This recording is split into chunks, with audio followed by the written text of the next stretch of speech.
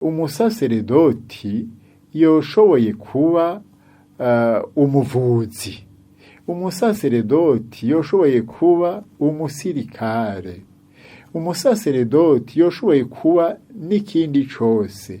Mugabo abandi bose ntibashobora kuba umusaseredoti ngo bakore nk'ivyo akora.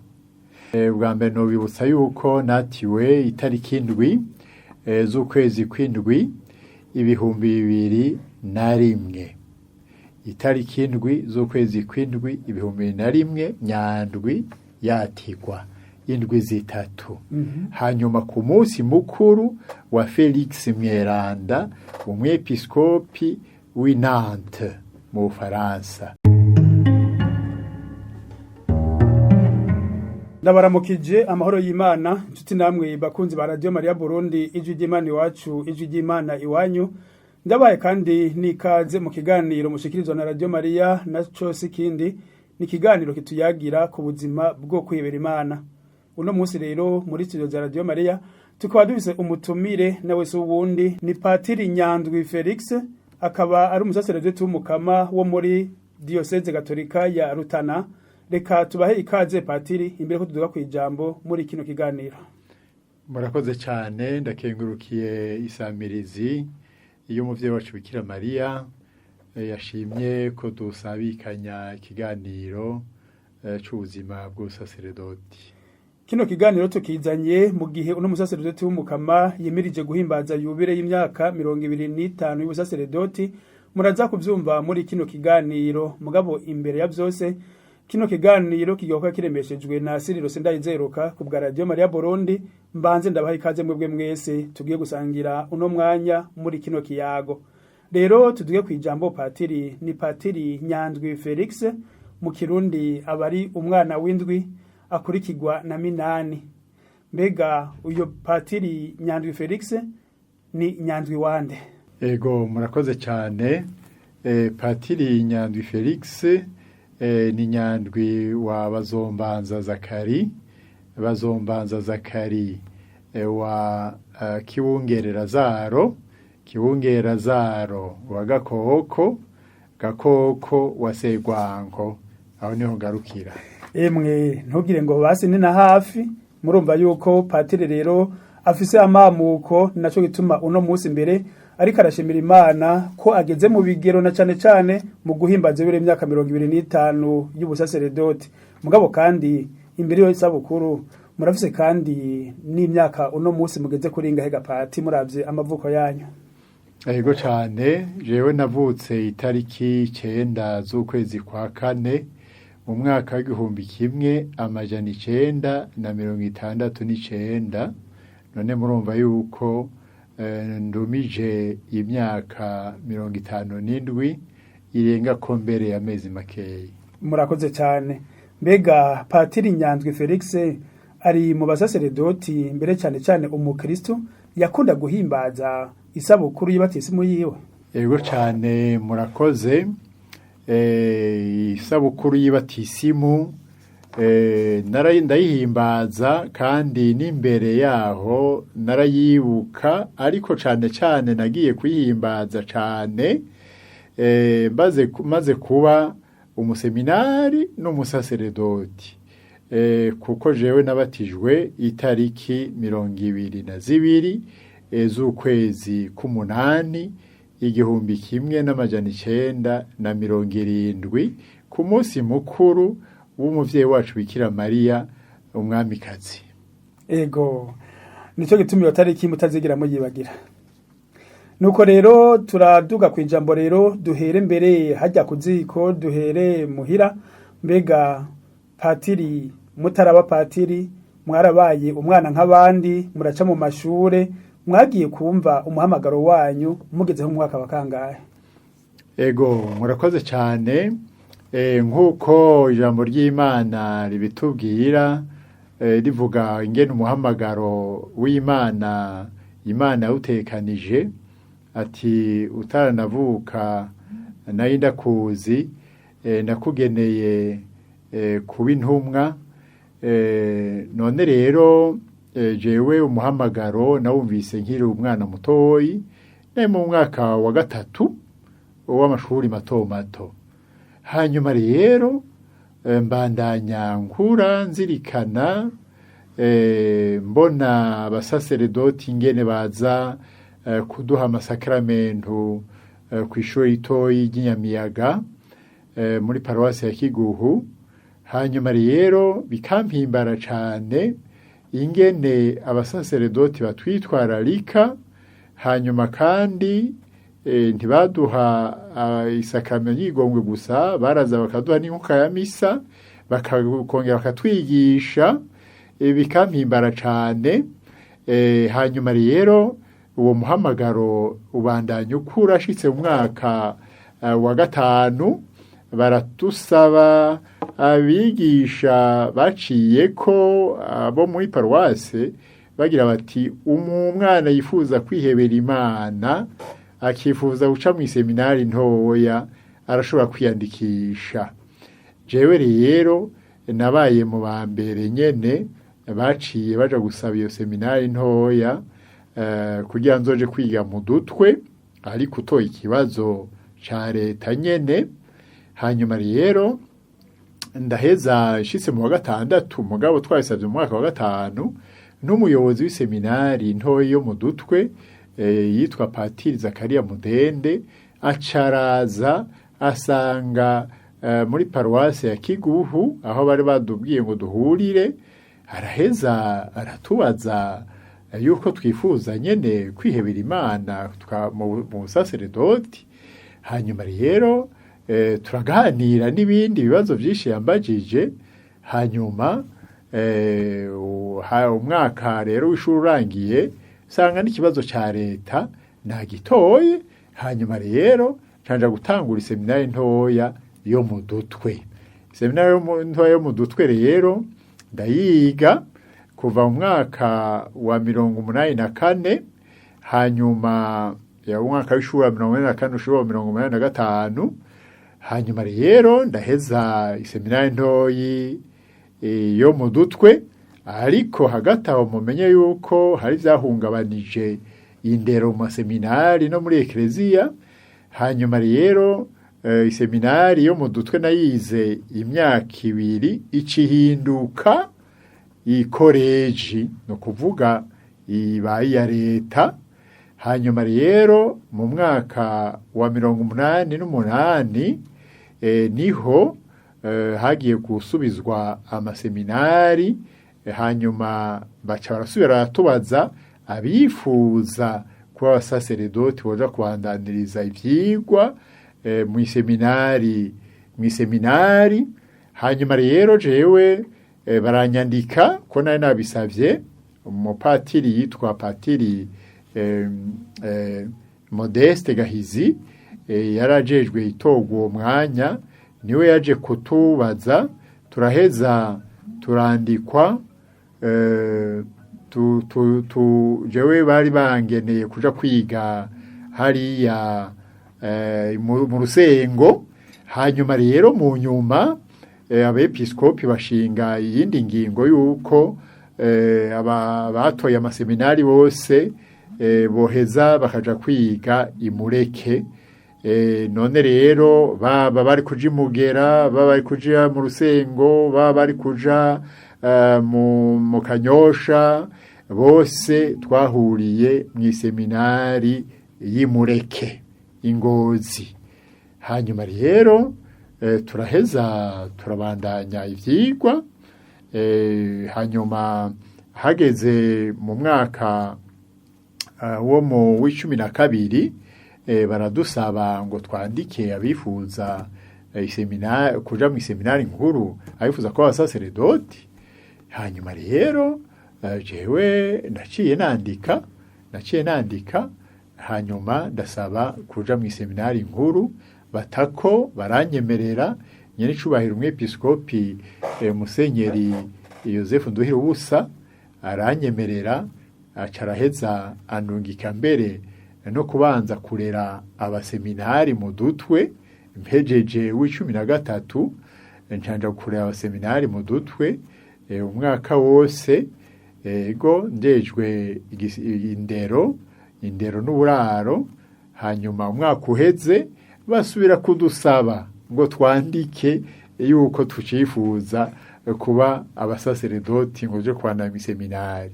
Hanyuma rero ndaheza ndasubira ndandika nyene, ndaheza ndandika canja gutangura iseminari nkuru y'Ibujumbura mu gisata ca provedotike mu mwaka wa 1992 ushira wa 1993. Hanyuma rero ndabandanya gushika umwaka wa 1995 nayo impejeje filozofi, ndaheza umwepiskopi nyene icubahiro Musenyeri Joseph Nduwirubusa acandungika kubandandiriza i Roma, nja kwigayo teologiya n'igisata c'amategeko y'Ekleziya. Ndahejeje ndagaruka rero umwaka wa 2000 nje kwatirwa mu busaseredoti. Murakoze cyane patiri. None umuhamagaro rero nawo nyene urafise amamuko, mbega abavyeyi banyu bakiriye gute umunsi mabwira ijya mbere yuko mwumva umuhamagaro muri mwebwe kandi mwumva umuhamagaro ubajana kwibanga ry'ubusaseredoti? Ego cyane murakoze. Jewe navukiye mu muryango w'abakirisu katolika, kandi abavyeyi bakunda gusenga, emwe ntibasiba na rimwe ku munsi w'Imana mu ya mbere, na cyane cyane mu gihimbazo ca mbere, ko twebwe twari ku gisata ntitwari kw'iparuwasi aho twama turonka inkuka ya misa imisi yose canke ku misi y'Imana imisi yose, twaronka inkuka ya misa gake.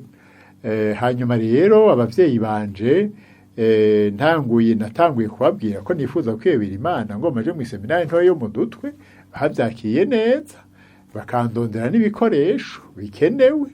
Hanyuma rero ariko hageze yuko umuntu nyene afata ingingo ijanye n'icyo yumva mu mutima, yumva ijanye n'uwo muhamagaro yumva, abavyeyi nahejeje ndasubira ndabibabwira. Hanyuma yaba umuvyeyi papa yaba umuvyeyi mama bose bavyakiranye ubukengurutsi n'ugweze. Ego, uko mwabye muratera intambwe rero mu buzima bwanyu bw'amashure, niko kandi n'imyaka yanyu yagumize iratera imbere, muragera ku gihe ca gihe c'ubuyabaga, hamwe usanga mu mwana canke kuri uwo muyabaga hariko mu vyumviro vyiwe haza ivyumviro bitandukanye, hamwe ugira uti mbega nzobiki mu buzima bw'iwanje, na cane cane ndiko mbandanya amashure, mwebwe kugira ngo mufate ingingo muri ivyo bindi vyose kumbore vyaza ico mwifuza kuba, vyarabohoreye kugira ngo mugire muti mu vy'ukuri ubunye harageze yuko umuhamagaro wanje wera sindawukandaguje, ndahisemo kuzoja kwebera Imana? Murakoze cyane. Biragoye gufata ingingo burya, ariko kandi ufise n'umuhamagaro ingingo iraheze gatomoka. Ndibuka neza yuko nabaza umutima nti mbega koko iri banga nzorishobora, nkongera nkabaza n'Imana kw'iryo banga nzorishobora. Hanyuma rero ngahanuza n'abasaseredoti, abavyeyi b'umutima, bagaheza bakampa umuco. Yego, none rero ndibuka yuko namaze no kwandika mbere nagize nti no mu barezi hariho umuyobozi w'iseminari, jewe ndifuza kumwitura nawe afashe, kuko burya ufata ingingo utazi neza ingene ubuzima bw'umuhamagaro buzoba bumeze. Hariho rero bamaze gushika muri ubwo buzima, baragufasha kugira ngo bagufashe gukuraho utuntu two kubuza gutomokerwa. Hanyuma rero araheza arafasha gutumbereza neza nk'uko naje navyifuza, mugabo ukamenya yuko ibanga ribangirwa ingata, kandi ari umuhamagaro w'Imana, kandi Imana ariheza ikagufasha gutwara ibanga, kuko yo n'umukama mushobora byose, agoha ingabirano zose ukeneye, kandi iyo uzimusavye araziguha. Ego cyane. Muri ivyo vyigwa byanyu kandi turazi yuko mu seminari mwiga ibitari bike mbere mugasoma n'ibitabo byinshi byaba ivyerekeye ubumenyi mbere kandi n'ivyaberanda. Hariho nk'igitabo mwo kwibuka mukagira muti twasanzemo nk'ijambo canke umuntu twokwisunga mu karorero mu bijanye n'umuhamagaro wanyu canke ari nk'umweranda muri kino gihe? Urakoze cyane. Ibitabo dusoma ni ibitabo vyinshi bijanye n'umwiteguro nyene mu busaseredoti, ariko igitabo ca mbere si kindi, ni igitabo c'ijambo ry'Imana. Igitabo c'ijambo ry'Imana kirimwo vyose, nico gituma jewe novuga nti igitabo ca mbere ni ijambo ry'Imana, ni ijambo ry'Imana. Ibindi bitabo biragufasha, mugabo nta kiza kingana ijambo ry'Imana. Hariho nk'igitabo c'umweranda Yohani Paulo wa kabiri citwa Vocation don et mystère. Nk'ico no kuvuga umuhamagaro, ikinyegezwa, ingabirano n'ikinyegezwa, nico bisigura. Ico gitabo caramfashije naco nyene mu muhamagaro, ariko kandi n'ubuzima bw'aberanda buramfasha mu mwiteguro, nitegura ibanga ry'ubusaseredoti. Ubu naho patiri tuduge kandi kwijambo, mbega ikintu mwamwibuka cyane gose ku munsi wo kwatigwa kwanyu canke mbere no ku munsi w'imisa yo mu kwanguro, mwoba mwibuka iki mugira muti ico kintu nakizirikanye kandi mu mutima wanje kizokwamaho? Murakoze cyane. Ku munsi wiyatigwa mu busaseredoti, bwa mbere nobibutsa yuko natiwe itariki 7 z'ukwezi kw'indwi 2001. Itariki 7 z'ukwezi kw'indwi 2001 Nyandwi yatigwa indwi zitatu. Hanyuma ku munsi mukuru wa Felix Mweranda, umwepiskopi w'i Nantes mu Bufaransa. Ubwa mbere rero iyo tariki ubwa mbere yarampimbaye kuko irimo isiguro nyinshi kuri jewe. Hanyuma rero natiriwe mu seminari ntoyi yo mu Dutwe, twari kumwe n'uwundi musaseredoti umwe yitwa Patiri Oscar Minani. Hanyuma rero cari gihe kandi duhimbaza umunsi mukuru wa yubile y'imyaka 25 y'iseminari yo mu Dutwe, kandi iyo seminari nyene niyo nayo natanguriyemwo amashuri yisumbuye. Hanyuma rero mwumva yuko yabaye n'indi ngabirano yuko aho natanguriye kwitegurira nyene ibanga ry'ubusaseredoti mu seminari ntoyi ariho mpeza nkatirirwa. Urumva yuko wari umunsi uhimbaye cane. Hanyuma kuri uwo munsi w'ukwatigwa nari mfise akanyamuneza kenshi cane, akanyamuneza kenshi cane ntoshobora gusigura. Hanyuma rero n'umwepiskopi y'Ishubahiro Musenyeri Yozefu Nduhirubusa yaduhaye isiguro ikomeye cyane igihe twatigwa mwibanga ry'ubusaseredoti. Iyo nyigisho sinzoshobora kuyibagira na rimwe.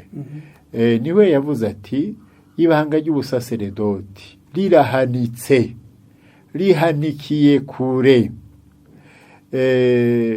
Umusaseredoti yoshoboye kuba umuvuzi, umusaseredoti yoshoboye kuba umusirikare, umusaseredoti yoshoboye kuba n'ikindi cose, mugabo abandi bose ntibashobora kuba umusaseredoti ngo bakore nk'ivyo akora. Umusaseredoti ariko arahereza inkuka ya misa kw'ikosekarasiyo, arambaza Imana mutima mweranda, umukama Yezu akaza kwa rutari, avuga rimwe akacaza. Ati umusaseredoti kandi ariko atanga isakramento ry'ikigongwe, avuga rimwe umukama akaca atyorora umutima w'uwo muntu aciye ku bashe w'umusaseredoti yamuhaye. Araheza rero atwereka gutyo yuko ari itorwa ridasanzwe, itorwa rihanitse nyene nk'uko yabivuze, rihanikiye kure. Hanyuma rero kuri uwo munsi w'ubusaseredoti nyene, sinokwibagira ko igihugu cakinje caje kudushigikira, harimwo n'abavyeyi banje bari bakiriho bose bombi, hanyuma n'abavukanyi, inshuti n'abagenzi. Kari akanyamuneza kadasanzwe. N'inyuma yiyatigwa twaragiye mw'iparuwase, turavyina, turatambura, turatarika, twigina iryo banga ry'ubusaseredoti. Aho kanyamuneza rero n'ubu niko ngifise. Hanyuma kandi ku munsi mukuru w'imisa y'umukwanguro nayihereje itariki 4 z'ukwezi k'umunani 2021. Uwo munsi narahimbawe cane guhereza inkuka ya misa yo gukengurukira Imana, kuko n'umuhamagaro udasanzwe, umuhamagaro nyene Imana igutorera, ariko ikawugutorera kugira ngo nayo igufashe muri uwo muhamagaro kuwutwara, kuko twihebera Imana, twihebera na bene wacu.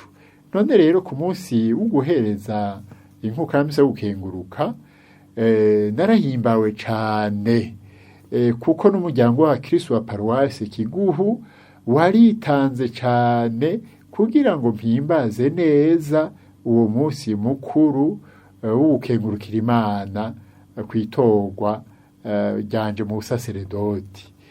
Hari abasaseredoti batari bake baje kushigikira, abakristo muri paruwasi Kiguhu baje kushigikira batari bake, bateguye urubanza, abakristo ba Sikirisare ya Nyamiyaga baje kushigikira, bateguye urubanza. Nukuri igihugu cakinje.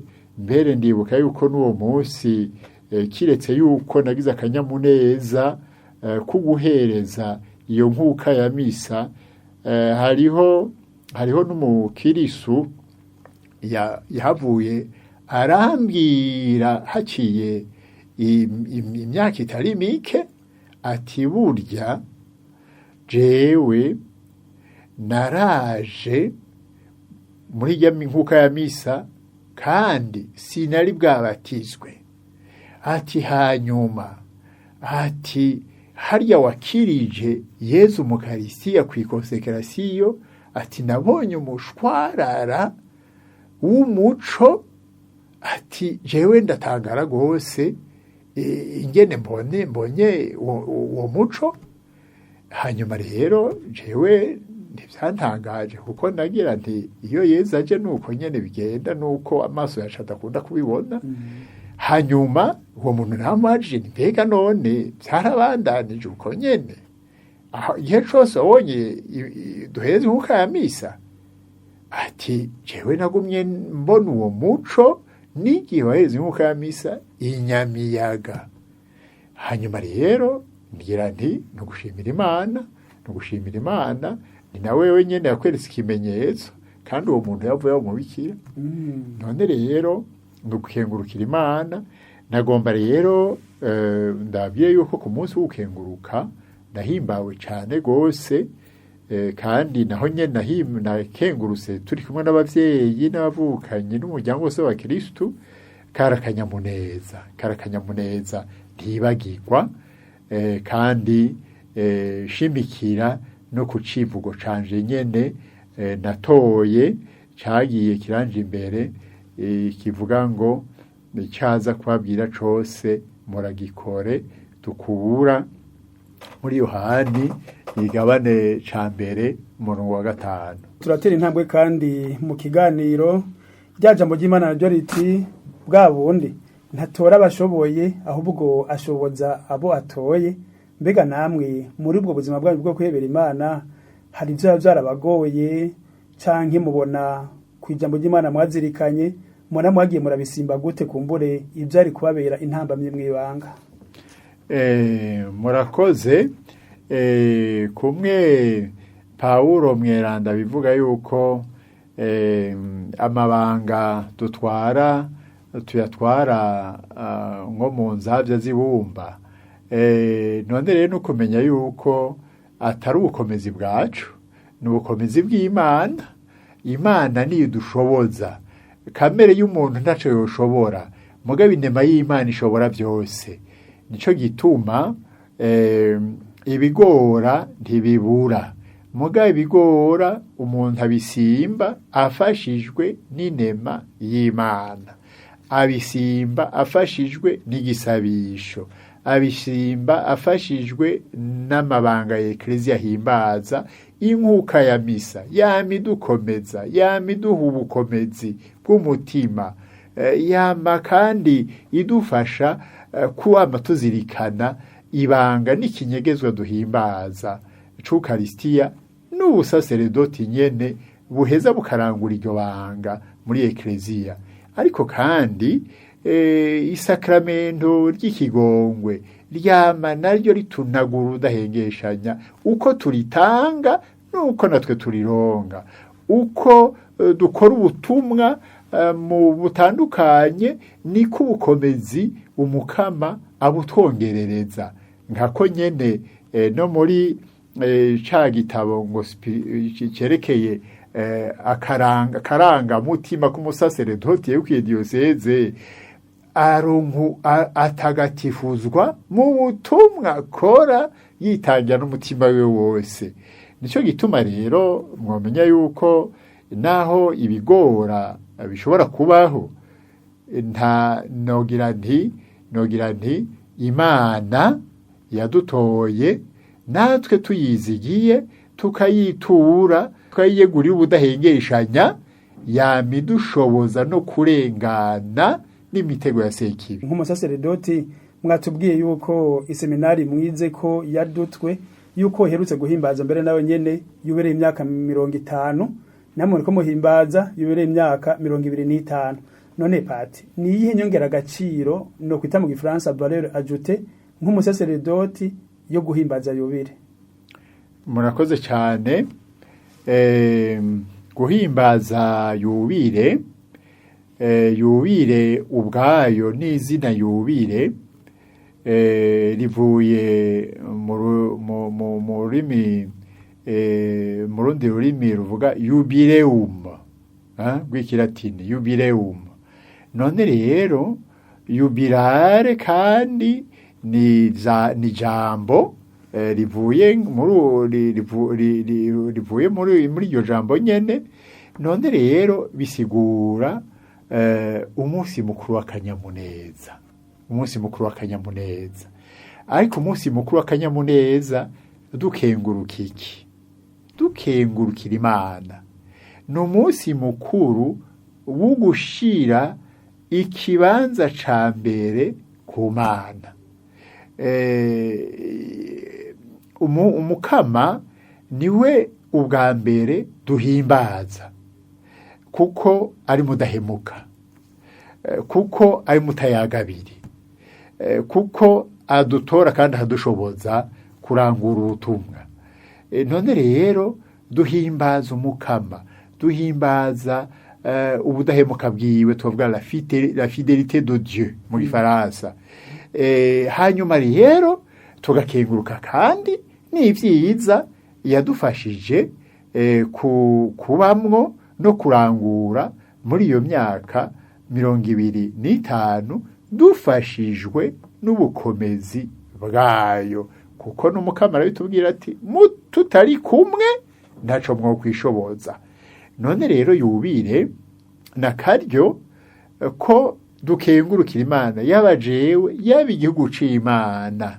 Yega nico gituma bavuza inzamba. Muri yubire bavuza inzamba, havuzwa inzamba kugira ngo bahamagare n'abari kure n'abari hehe baze begerane, duhurire hamwe gukengurukira Imana ku budahemuka bwayo. Yo itora ikaduha ingabirane, ikaduha ubukomezi bwo kugendera ibanga kandi tukagenda dukuza n'igihugu c'Imana, kuko nk'uko nabivuze twihebera Imana, twihebera n'igihugu c'Imana, hanyuma tukarondera kukinywanisha n'Imana. Papa Benedikito XVI niwe yavuze ati nta kindi igihugu c'Imana kirondera ku musaseredoti, nuko umusaseredoti aba umuhinga wo kwegereza abantu Imana.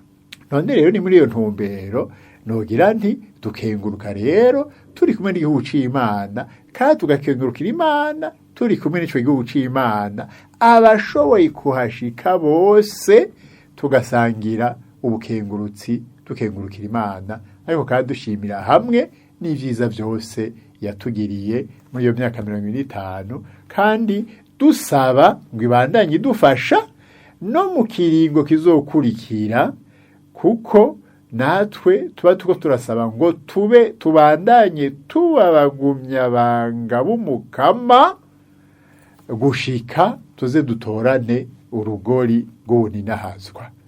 Hanyuma rero umuntu amaze imyaka 25 yemwe aba yaramize akabuye k'abagabo, none rero nico yituma aho kabuye yoheza akabandanya akazigama kugira ngo abandanye ubutumwa ashigikiwe n'inema y'Imana, kandi gushika azatorana ubuzima budahera, yifuza ko yosangira ubwo buzima budahera kumwe n'igihugu cose umukama yamuhaye ngo afashe mu bo dufasha bose n'ibanga ry'ubusaseredoti. None iyo yubire yamwebwe patiri izohimbazwa ryari, muzovuza inzamba ryari? Murakoze cyane. Iyo yubire tuzoyihimbaza itariki 11 z'ukwezi kw'indwi 2026. Ntitwashimye gushira itariki indwi z'ukwezi kw'indwi naho twatiriwe kubera ari umunsi wo hagati mu ndwi, ariko itariki 11 ni ku umunsi muri iyo ndwi nyene kwa gatandatu naho tukaba tuzi ko ariho hakunda korohereza abantu.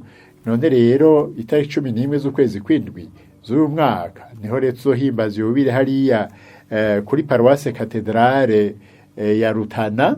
Hanyuma tukaba mbere tuzoca tuvuza rero niyo nzamba mu bihe nyene bisanzwe bizwi kwivugirizwamwo mu nkuka ya misa.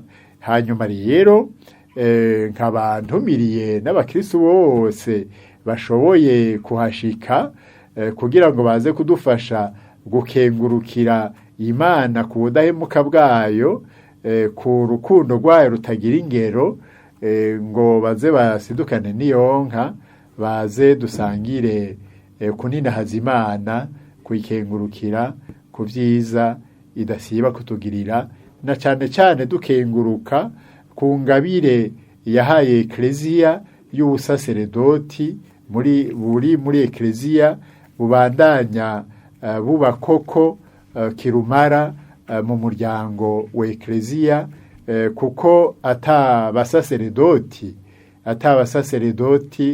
nk'uko nyenicubahiro umwepiskopi Yosefu Nduhiribusa yabivuze, isi iragaduka ikaka imigaga ibuze ico yihembura.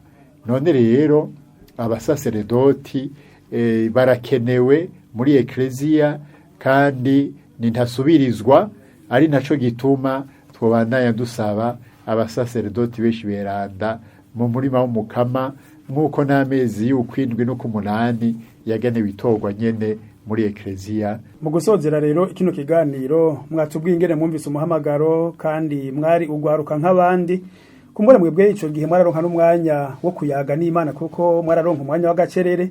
Muga kugwaruka bw'uno musi hari ubuhinga bwa none, hakaba n'ibindi bintu byinshi bisamaza ugwaruka, mbere n'uwo muhamagaro naho woza kumbure ukagenda umuntu atawumvise. Pati, mwavuze muti imyaka 25 ubusaseredoti, umuntu aba yaramaze kumira akabuye k'abasaseredoti, niko novyita. Mwobwira iki ugwaruka bw'uno musi kumbure batitabira umuhamagaro bivuye ku bihe isi igezemo muri kino gihe. Imyaka 25 nyene umusaseredoti aba yarazigamye ibanga kandi abandanya arizigama kandi yaramize akabuye k'abasaseredoti nyene mwibanga. Ugwaruka bw'uno munsi norutera kamo ngira nti rureke guhurumbira ibihenda amaso. Burya umuntu arakeneye kumenya ko afise yava niyaja, hanyuma kandi akamenya ko ubuzima bw'umuntu butubakwa n'ibihenda amaso, mugabo bwubakwa n'ijambo ry'Imana, bwubakwa n'amasakramentu, bwubakwa n'imigenzo myiza rukristo, bwubakwa n'ukwitanga kandi n'ukwigumya, ntibatwagwe n'ibishobisho by'ibazimiza. Nico gituma ugwarukano rutera kamo ngira ndabwira nti nigwijukire imigwi yitorwa, nigwijukire inyigisho y'ugwaruka y'Ekleziya, nigwijukire gukunda igisabisho co ku munsi na cyane cyane tutibagiye ku munsi w'Imana, nigwijukire kuja mu migwi y'ubutumwa, haba mu mihari, haba mu makorare, haba mu migwi y'imihari nderamutima na nkora bikorwa, bijukire kuja mu maforum atekanijwe amakoraniro y'ugwaruka mu maparuwase atandukanye canke muri diocese canke no gwe w'igihugu. Bijukire kandi kugira imigenzo myiza, kuko umukirisu nta mukirisu ku munsi w'Imana aba umukirisu imisi yose. None bamenye yuko bakeneye kuba bahamagare kuba abakirisu ku munsi, ku mwanya, kuko mu Kirundi baracana umugani yuko inzara ihera mugabo igihemu ntigihera. None rero nta guhemukira Imana yabatoye mu ibanga ry'ubukirisu, nta guhemukira Imana yabashize mu muryango wa Ekleziya ikabagira abana b'Imana. None umwana w'Imana rero yigenza nk'umwana w'Imana, ntiyigenza nk'umwana w'igishushungwe. None rero nico gituma ugwaruka rw'imisore n'abigeme bahamagariwe nabo nyene kutohoza umuhamagaro wabo. Hariho n'abaronka umuhamagaro ukwihebera Imana mu bafurera n'ababikira, canke n'abaronka umuhamagaro ukihebera Imana mu busaseredoti, bakabitohoza baciye nyene mu nzira zizwi z'amaseminari, hanyuma no kubandanya nyene bazirikana uwo muhamagaro. Ariko kandi n'abubaka bagatohoza neza ingene bubaka rukirisu batarinze guhemuka, batarinze gutibanga ry'ubukirisu canke kwigenza ukutariko mu buzima bwa misi yose. Ariko Imana iduhamagarira twese ubweranda, kuba twese beranda umutima n'umubiri. Nico gituma rero uwo mpamagaro ubweranda uhamagariwe twese muri Ekleziya, atanumwe avuyemwo, yaba papa, yaba episkopi, yaba saseredoti, yaba abakristo abihebeye Imana, abakristo barayike, twese duhamagariwe ubwo bweranda, nk'uko ijambo ry'Imana ibivuga riti nimube beranda nk'uko so wanyu wo mw'ijuru ari mweranda. Nuko rero bakunzi ba Radio Maria Burundi, murumvise yuko twaganiriye n'umusaseredoti Patiri Nyanzwi Felix wo muri diocese Gatolika ya Rutana yimirije guhimbaza yubile y'imyaka 25 y'ubusaseredoti. Murakoze Patiri kubyo mwaganiririye abumviriza Radio Maria, mbere kandi no kuri yo mpanuro mushikirije ugwaruka ingene batotinya umuhamagaro kugira ngo umurima w'umukama uze wamane abakozi kandi babishoboye bagenzwa na mutima mweranda. Tubakengurukire cyane rero Patiri kandi tubifuriza mbere na yubile nziza.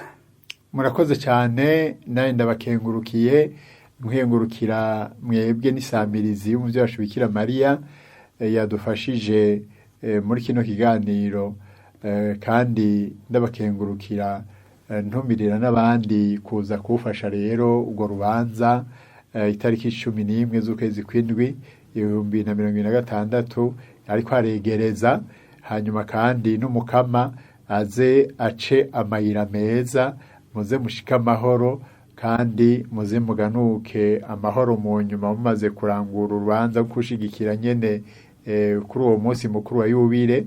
Hanyuma rero namwe ngaha nyene mu nsambirizi y'umuvyo wacu Bikira Maria tubandanye dusabiranira tugira amahoro ya Kristo. Naganze Kristo ikiganiro cy'ubuzima bwo kwebera Imana cari kiremeshejwe na Cyrilo Sindayizeruka ku buhinga bwa none bwa Radio Maria Burundi yari Biri Rodrigue Ntabandana. Twese turabakengurukiye kandi turabasezeye tubifurije amahoro meza y'Imana mugabo kandi tubana batumire kugira ngo mubandanye muri kumwe na Radio Maria Burundi.